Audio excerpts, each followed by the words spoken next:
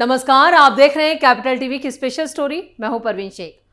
केंद्र सरकार के जरिए वक्फ अधिनियम 1995 में किए गए संशोधन को लेकर देश भर में एक बार फिर विरोध के सुर तेज है। All India Muslim personal law board ने इन बदलावों को भेदभावपूर्ण और संविधान में दिए मौलिक अधिकारों का उल्लंघन करार दिया। मुस्लिम बोर्ड का कहना है कि ये कानून धर्म की स्वतंत्रता की अभिव्यक्ति यानी अनुच्छेद 25 और धार्मिक संस्थानों की स्थापना और उनके प्रबंधन के अधिकार यानी अनुच्छेद 26 और 29 के खिलाफ है। वैसे all India Muslim personal law board अकेला नहीं है जो इस तरह की बेकार की बातें कर रहा है। मौलाना तौकीर रजा खुद इसी तरह की बातें करते आए थे, जो अब अपने सही ठिकाने पर पहुंच चुके हैं। All India Muslim personal law board ने 3 अक्टूबर को भारत बंद बुलाया था, लेकिन बरेली के मौलाना तौकीर रजा का हाल देखकर मुस्लिम बोर्ड ने अपना आह्वान वापस ले लिया है। तो क्या डर गया है मौलाना गैंग? सब कुछ आपको बताएंगे अपनी इस स्पेशल स्टोरी में। 3 अक्टूबर को होने वाला भारत बंद स्थगित। मौलाना तौकीर रजा की हालत देख डरा all India Muslim personal law board. All India Muslim personal law board की अगुवाई में देश में कई जगहों पर आंदोलन करने की तैयारी थी। इसी कड़ी में बोर्ड की तरफ से 3 अक्टूबर को भारत बंद का ऐलान किया गया था, लेकिन कई राज्यों में धार्मिक त्योहारों को देखते हुए इस तारीख को फिलहाल स्थगित कर दिया गया। बोर्ड का कहना है कि बंद की गई जो तारीख है उसकी जगह नई तारीख की जल्द घोषणा कर दी जाएगी। अब वजह त्योहार है या फिर बरेली में जो हिंसा हुई और उसके बाद जिस तरह से मौलाना साहब नप गए, उससे ही सबक लेते हुए इस बंद का आह्वान जो किया गया था उसे कैंसिल किया गया, क्योंकि खबरें तो यही हैं कि मुस्लिम संगठन इसको लेकर दबाव में थे। सुप्रीम कोर्ट के फैसले पर मायूसी। All India Muslim personal law board ने हाल ही में सर्वोच्च न्यायालय के फैसले पर मायूसी जाहिर की। हालांकि उम्मीद जताई कि आगे आने वाले फैसले संविधान में दिए गए मौलिक अधिकारों के मुताबिक होंगे। मुस्लिम बोर्ड ने साफ कहा कि वक्फ एक्ट 2025 के विरोध में आंदोलन तब तक जारी रहेगा जब तक सरकार संशोधन को वापस नहीं ले लेती। बोर्ड ने यह भी साफ किया कि आई लव मोहम्मद का नारा लगाना या इसे बैनर पर लिखकर प्रदर्शन करना किसी भी तरह से गैर कानूनी या असंवैधानिक नहीं है। लेकिन इन मौलानाओं ने यह नहीं बताया कि ये इस्लामिक भी नहीं है, क्योंकि जिस तरह से बैनर और उस पर आई लव मोहम्मद लिखा तो उसकी बेअदबी होना भी जाहिर है। लेकिन सही जानकारी इन मौलानाओं ने मुस्लिम समाज को देना अपनी तौहीन समझते हैं और सिर्फ उतनी ही जानकारी उन मुस्लिम समुदायों तक पहुंचाई जाती है जिससे इनका सियासी ग्राफ आगे बढ़े और सियासी मुनाफा इन लोगों को मिलता रहे। सिर्फ उतनी ही जानकारी ये लोग मुस्लिम समाज तक पहुंचाते हैं और इसी तरह की सियासत all India Muslim personal law board कर रहा है। 12 वफात पर आई लव मोहम्मद के बैनर को लेकर कानपुर पुलिस की कार्रवाई के खिलाफ पूरे देश में विरोध होने लगा। 26 सितंबर को बरेली में निकाले गए जुलूस पर पुलिस ने लाठीचार्ज किया और कई मुसलमानों को गिरफ्तार भी कर लिया। इस पूरे मामले में अब तक 81 से ज्यादा लोगों की गिरफ्तारी हो चुकी है और आईएमसी अध्यक्ष मौलाना तौकीर रजा के साथ साथ उनके सभी करीबी और कई मास्टरमाइंड पुलिस के हत्थे चढ़ चुके हैं, जिसमें इस्लामिक स्कॉलर मौलाना तौकीर रजा भी शामिल हैं। बोर्ड ने इन गिरफ्तारियों और उत्तर प्रदेश पुलिस की कार्रवाई की निंदा की। All India Muslim personal law board की तरफ से कहा गया कि यह सांप्रदायिक राजनीति और घृणा से प्रेरित शासन की झलक है। इसके साथ ही बोर्ड ने उत्तर प्रदेश सरकार से मौलाना तौकीर रजा समेत दूसरे आरोपियों को फौरन रिहा करने और उन पर दर्ज मुकदमों को वापस लेने की मांग की है। All India Muslim personal law board जो अपनी अलग सियासत यानी मुस्लिम सियासत के लिए जाना जाता है, ये मुस्लिम वोटों का सौदा करने वाले मौलाना हैं और ये संगठन भी, और इस तरह के आरोप कई बार इस संगठन पर लग चुके हैं। लेकिन अब जो 3 अक्टूबर का इस संगठन ने ये बंद बुलाया था, अब उसे कैंसिल कर दिया है, जिसको लेकर अब खुद all India Muslim personal law board सवालों के घेरे में आ चुका है। अब मौलाना अपनी सफाई में कुछ भी कहें, लेकिन सवाल उठने लाजमी है। वक्फ सुधारों को सुप्रीम कोर्ट से मंजूरी का क्या है मतलब? सुप्रीम कोर्ट ने हाल ही में एक बड़ा फैसला सुनाया। कोर्ट ने वक्फ संशोधन अधिनियम 2025 को पूरी तरह से सही करार दिया और इस फैसले से वक्फ प्रॉपर्टीज के मैनेजमेंट में लंबे वक्त से इंतजार किए जा रहे सुधारों को हरी झंडी मिल चुकी है। कोर्ट ने साफ कहा कि यह कानून हमारे संविधान के नियमों के हिसाब से है, साथ ही ये वक्फ संस्थाओं को कानूनी, सामाजिक और आर्थिक रूप से और ज्यादा मजबूत करेगा। इस फैसले से वक्फ प्रॉपर्टी का बेहतर इस्तेमाल हो पाएगा और अल्पसंख्यक समुदायों को इससे ताकत मिलेगी। अदालत ने साफ साफ कहा कि वक्फ संशोधन अधिनियम के सभी नियम वैसे के वैसे ही लागू रहेंगे, जिसका मतलब है कि डिजिटलीकरण, पारदर्शिता यानी कि ट्रांसपेरेंसी और जवाबदेही बढ़ाने वाले सभी सुधार पूरी तरह से लागू किए जा सकते हैं। सुप्रीम कोर्ट ने यह भी साफ कर दिया कि किसी को भी वक्फ प्रॉपर्टी से बिना कानूनी प्रक्रिया के हटाया भी नहीं जा सकता। ये एक बड़ी राहत की बात है। सुप्रीम कोर्ट ने वक्फ वाई यूजर की पुरानी और अस्पष्ट अवधारणा को भी खत्म करने के फैसले को सही माना।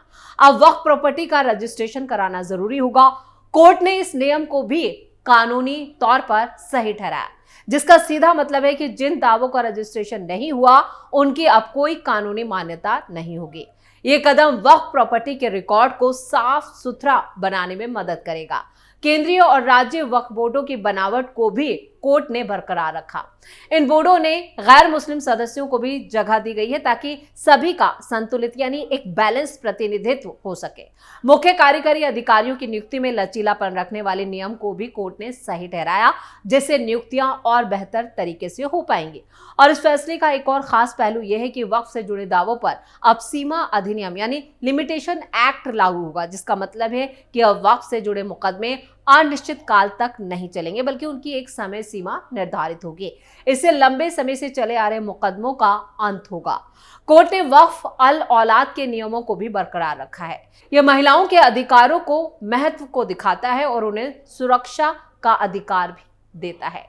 सुप्रीम कोर्ट ने यह भी साफ किया कि वक्फ के दावे संवैधानिक या सांस्कृतिक सुरक्षा उपायों से ऊपर नहीं हो सकते, जिसका मतलब है कि जनजातीय भूमि और विरासत स्थलों को विशेष सुरक्षा मिलेगी। यह फैसला भारत की विरासत को बचाने और वक्फ संपत्तियों का सही इस्तेमाल करने के बीच एक अच्छा संतुलन बनाता है।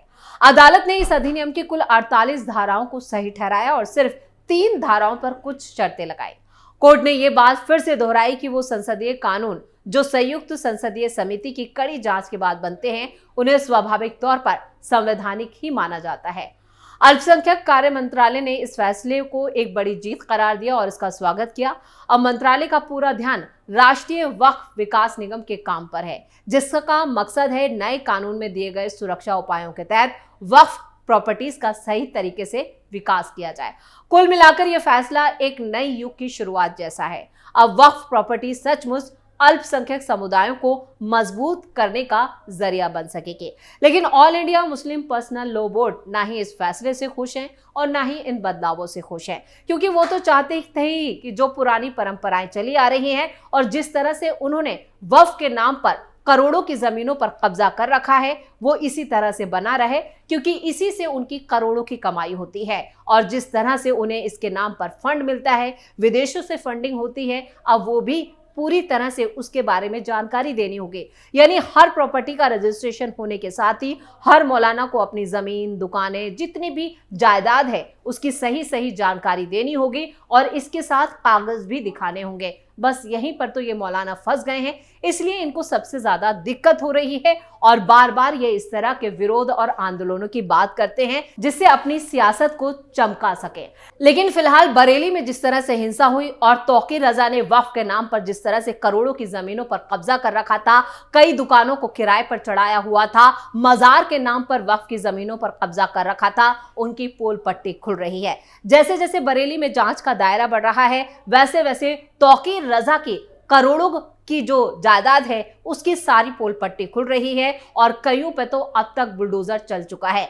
मौलाना तौकीर रजा ने बरेली में पूरा एक कॉम्प्लेक्स बना रखा था, उस कॉम्प्लेक्स पर सील लगा दी गई है जिस पर कभी भी बुलडोजर चलने वाला है। उसके करीबियों का भी यही हाल है, उसके जितने रिश्तेदार हैं उन पर भी बुलडोजर एक्शन की तैयारी है, क्योंकि इसमें उसका दामाद तक शामिल है। यानी कि जितने भी करीबी हैं चुन चुन कर उन पर शिकंजा कसा जा रहा है और उनके खिलाफ एक्शन लिया जा रहा है। इसी घबराहट की वजह से all India Muslim personal law board ने 3 अक्टूबर को अपने भारत बंद को स्थगित कर दिया है। वक्फ की जमीनें कब्जा मुक्त। वक्फ पर सुप्रीम कोर्ट के फैसले पर मौलाना शहाबुद्दीन के फैसले का इस्तकबाल किया गया। सुप्रीम कोर्ट के फैसले से सरकार को भी बड़ी राहत मिली है और मुस्लिम समुदाय के जो लोग हैं उनको भी बड़ी राहत मिली है। सुप्रीम कोर्ट के इस फैसले ने ही अब आम मुसलमानों के लिए एक बड़ी राह खोली है। मौलाना शहाबुद्दीन ने कहा है कि हम लोग इस बात का इंतजार कर रहे थे कि सुप्रीम कोर्ट का फैसला जल्द आए और शानदार आए। सुप्रीम कोर्ट ने 3 अहम मुद्दों पर केंद्र सरकार को भी हिदायत दी है। मुस्लिम समुदाय के मौलाना शहाबुद्दीन ने कहा है कि सुप्रीम कोर्ट ने पहला बड़ा आदेश ये दिया है कि अब जिला कलेक्टर यह फैसला नहीं ले पाएगा कि कोई संपत्ति वक्फ है या नहीं। कोर्ट ने माना है कि कलेक्टर को यह अधिकार देने से मनमानी और विवाद बढ़ सकता है। दूसरा, सुप्रीम कोर्ट ने उस प्रावधान पर भी रोक लगाई है जिसमें कहा गया था कि सिर्फ वही व्यक्ति वक्फ कर सकता है जो कम से कम 5 साल से इस्लाम धर्म का पालन कर रहा हो। कोर्ट ने इसे भेदभावपूर्ण और मनमाना मानते हुए लागू करने से इनकार कर दिया। तीसरा, अदालत ने वक्फ निकायों में गैर मुस्लिमों को शामिल करने के प्रावधान पर भी विचार किया। बेंच ने साफ किया है कि केंद्रीय वक्फ परिषद में 22 सदस्यों में से 4 से अधिक और गैर मुस्लिम सदस्य नहीं होंगे और राज्य वक्फ बोर्ड में 3 से ज्यादा गैर मुस्लिम सदस्य नहीं हो सकते। वक्फ संशोधन बिल पर सुप्रीम कोर्ट के दिए गए फैसले का मौलाना शहाबुद्दीन रिजवी ने समर्थन किया है। उन्होंने कहा है कि हमें सुप्रीम कोर्ट से इसी तरह के फैसले की उम्मीद थी। अब वक्फ की जमीनों पर भूमाफियाओं के कब्जे हटेंगे, उससे होने वाली आमदनी गरीब और कमजोर मुसलमानों के विकास के लिए खर्च की जाएगी। पूरे वक्फ कानून पर रोक नहीं है और सुप्रीम कोर्ट ने कहा है कि पूरे कानून को रोकने का कोई आधार भी नहीं है। हस्तक्षेप सिर्फ दुर्लतम मामलों में ही होना चाहिए।